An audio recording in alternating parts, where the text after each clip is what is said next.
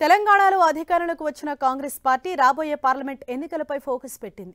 వచ్చే ఎన్నికల్లో మెజారిటీ స్థానాలను కైవసం చేసుకోవాలని భావిస్తోంది. ఇందుకోసం వ్యూహాత్మకంగా అడుగులు వేస్తోంది హస్తం పార్టీ. లోక్సభ ఎన్నికల్లో పోటీ చేయనున్న అభ్యర్థులకు మంత్రి పదవులిచ్చి రంగంలోకి దింపాలని చూస్తోంది.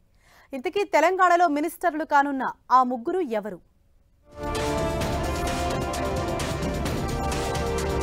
రాబోయే పార్లమెంట్ ఎన్నికలపై దృష్టి పెట్టింది కాంగ్రెస్ పార్టీ. తెలంగాణలో ఉన్న 17 స్థానాల్లో మెజారిటీ సీట్లను కైవసం చేసుకునేందుకు ప్లాన్ చేస్తోంది.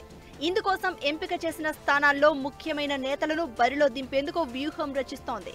వారిని ఇప్పటి నుంచే రాష్ట్ర ప్రభుత్వంలో భాగస్వామ్యం చేయడం ద్వారా ప్రజల్లోకి వెళ్లి ఓట్లు రాబట్టాలనే వ్యూహం రచించింది హస్తం పార్టీ.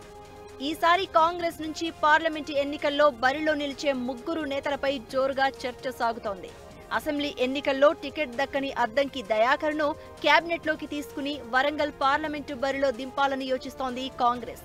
ఇక హైదరాబాద్ పార్లమెంటు స్థానం నుంచి పోటీ చేయాలని చూస్తున్న ఫిరోజ్ ఖాన్ కు సైతం మంత్రి పదవి ఇవ్వాలని చూస్తోంది. ఇటీవలి ఎన్నికల్లో ఓడిపోయిన మాజీ ఎమ్మెల్యే మైనంపల్లి హనుమంతరావును క్యాబినెట్లోకి తీసుకుని మల్కాజ్గిరి పార్లమెంటు బరిలో దింపేందుకు వ్యూహం రచిస్తోంది.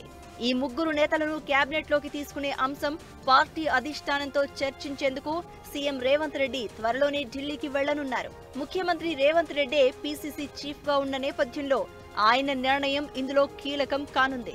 ఈ ముగ్గురు నేతలను మంత్రివర్గంలోకి తీసుకోవడం ద్వారా కలిగే లాభాలు, పార్లమెంటు ఎన్నికల్లో వచ్చే సత్ఫలితాలపై ఆయన పార్టీ పెద్దలకు వివరించనున్నారు. తెలంగాణ ఎన్నికల్లో గెలుపుతో మంచి ఊపు మీదున్న కాంగ్రెస్ పార్లమెంటు ఎన్నికల విషయంలోనూ భారీ కసరత్తే చేస్తోంది.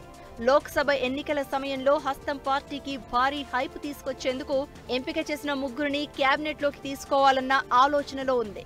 ఇంతకీ కాంగ్రెస్ వేసిన ఆ ప్లాన్ ఏ మేరకు వర్కౌట్ అవుతుందో వేచి చూడాల్సిందే.